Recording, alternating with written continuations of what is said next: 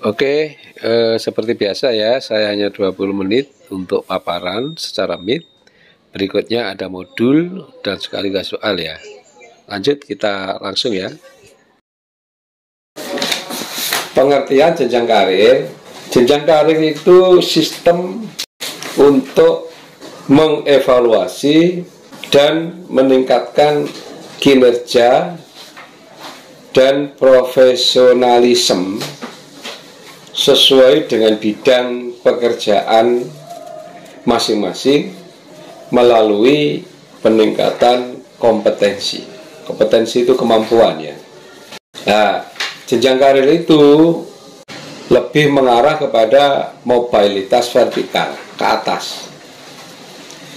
Jadi secara grade semakin lama pegawai itu kan semakin punya kemampuan, semakin ada peningkatan kompetensi, dan ini harus difasilitasi dengan memberikan peraturan, memberikan tata cara supaya ada penjenjangan, supaya ada perbedaan antara perawat yang lama yang sudah bekerja lama dengan kemampuan yang meningkat dengan perawat yang baru. Kalau di pegawai negeri ya jenjang karirnya akan ke arah golongan ya. Jadi golongan 2A, 2B, 3A, 3B sampai 4D. Itu sama, sebenarnya sama.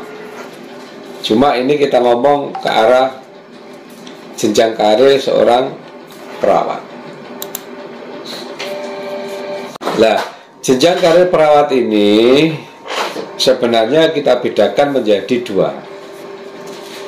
Berdasarkan job. Job itu artinya dia menjabat sebagai apa, dan berdasarkan karir.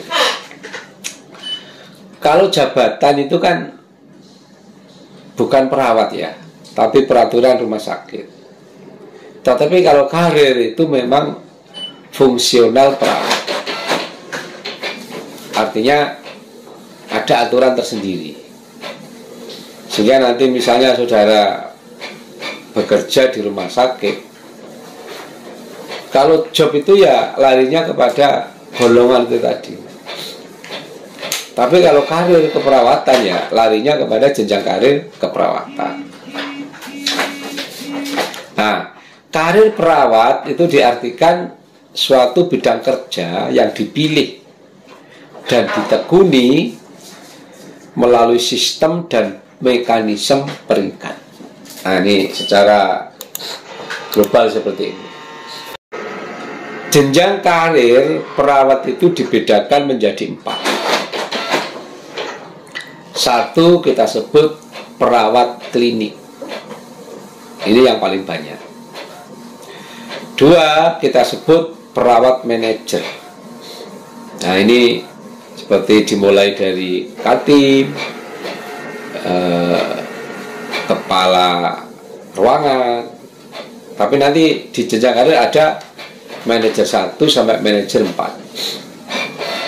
Yang ketiga perawat pendidik.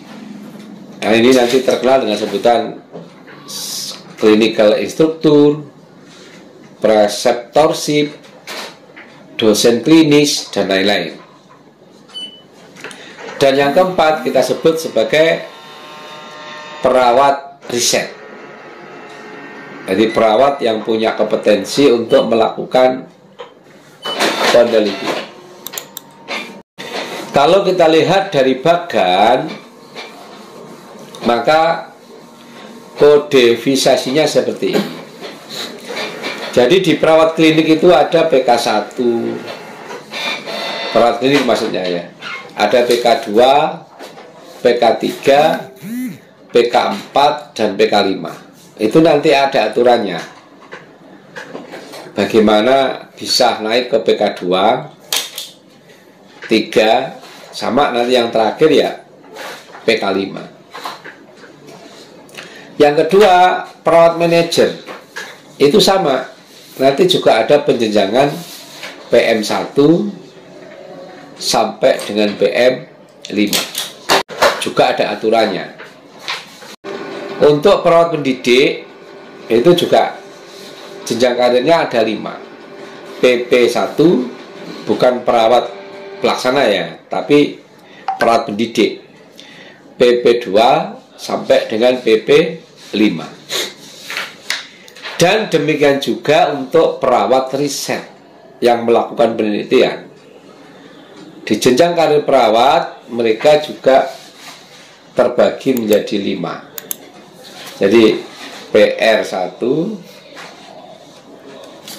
PR2, PR artinya perawat riset ya, 3 sama sampai 5. Nah, ada aturan yang secara teknis itu operasional ya. Secara operasional ada aturan yang bisa kita jadikan acuan untuk mengatur jenjang ini. Contoh PK1 perawat klinik ya. PK1 ini kita sebut dengan sebutan novice. Minimal D3 keperawatan, sudah kerja 1 tahun, dan secara klinis di ruangan punya pengalaman 3 sampai 6 tahun. Jadi kerjanya itu lebih dari 1 tahun. Nanti akan kita dapatkan novice PK1 itu sekitar 3 sampai 6 tahun. Kalau nurse 2 sampai 4 tahun sudah bisa mendapatkan jenjang karir pertama, kita sebut sebagai novice atau PK1. Untuk PK2 advanced beginner ya, itu D3 keperawatan lebih dari 4 tahun. Ya, secara teknis dia bekerja di perawatan 6 sampai 9 tahun. Kalau nurse 4 sampai 7 tahun. Jadi ijazah itu berpengaruh terhadap kecepatan jenjang. Nanti kalau D3 itu, nanti kalau saudara setelah ini tidak melanjutkan di nurse, jabatan itu nanti ranknya 4 tahun. Tetapi kalau nurse itu rank naiknya itu 2 tahun sudah bisa naik.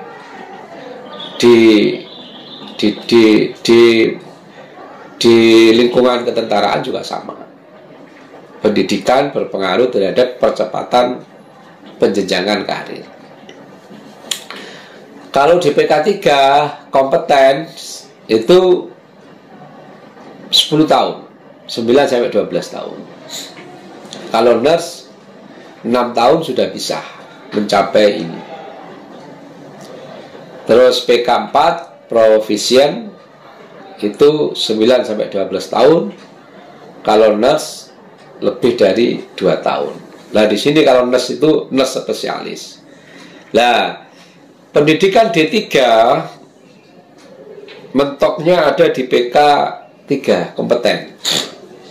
Dia tidak bisa masuk di PK4. Maka dia harus melanjutkan pendidikan ke nurse. Dan untuk yang terakhir, perawat klinis 5 itu kita sebut expert. Ini harus nurse spesialis. S2 ditambah 1 tahun spesialisasi. Baru bisa sampai puncak di PK5. Untuk apa tuh Pak penjenjangan? Satu untuk karir, yang kedua ya untuk peningkatan gaji. Karena nanti ada tunjangan PK1, tunjangan PK2. Berikutnya adalah bagan skema jenjang karir perawat klinis baru, sin anyar ya, maksudnya perawat yang baru. Perawat baru seperti saudara nanti itu masuk di recruitment and seleksi. Jadi di ngelamar. Pada saat saudara melamar pekerjaan, ada proses rekrutmen, seleksi.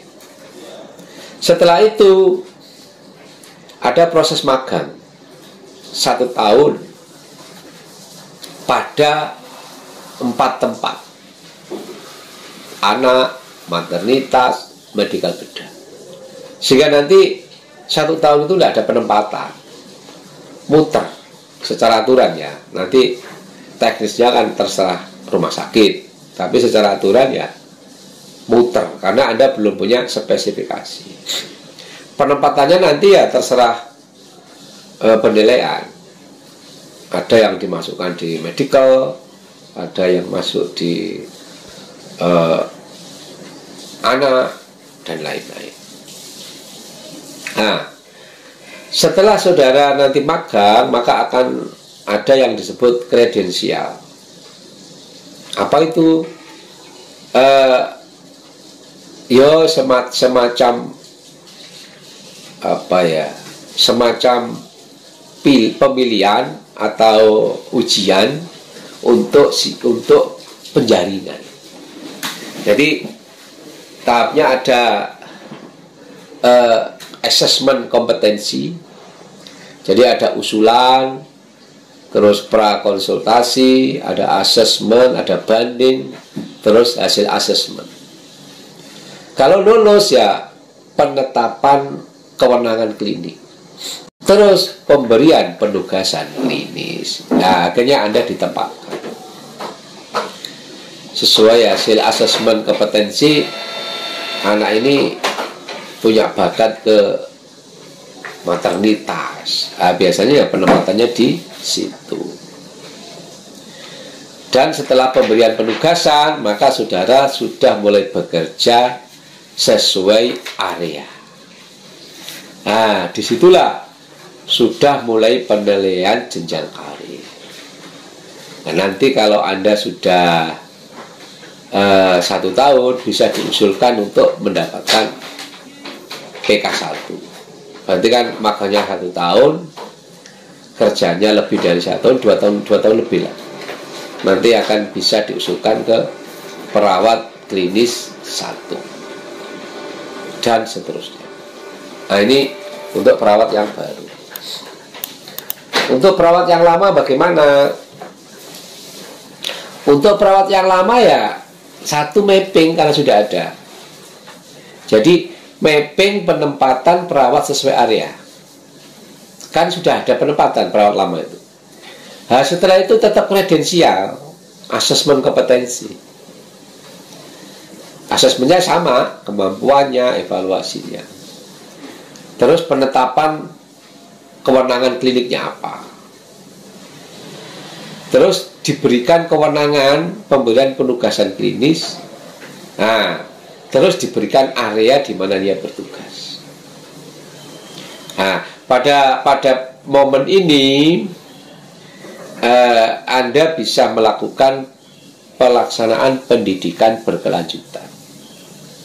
Bisa tugas belajar, bisa izin belajar.